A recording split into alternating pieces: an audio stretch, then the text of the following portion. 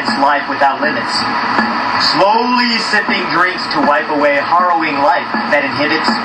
his third gin and tonic allowed a fuller, masculine expression,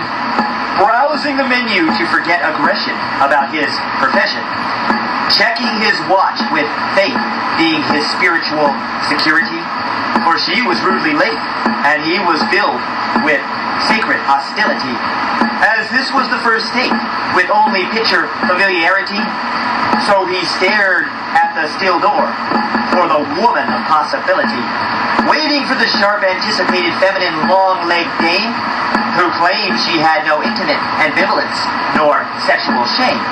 at least according to her text of literate sophistication,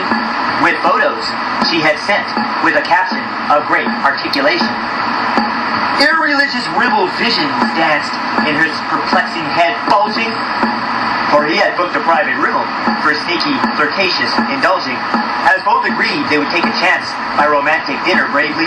even though spending time online they had not met in person, strangely, and she claimed the anticipation made her soaking wet completely,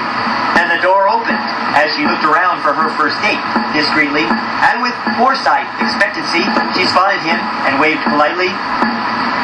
But as she approached him, he quietly coughed and spattered slightly, and his glass of gin and tonic nearly spilt unequivocally,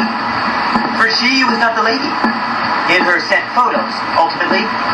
or she could have been that woman many years ago, curiously, but the photograph images did not rhyme this time, obviously. The great deal older and heavier version had walked through the door,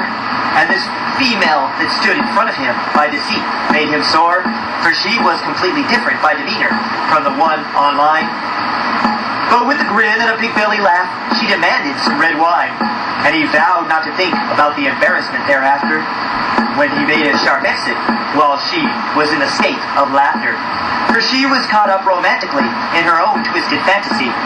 creating deceitfulness for some false sense of security, deceptively creeping up without warning and leaving him distressed. For the truth, which might not have been an issue, was consciously suppressed.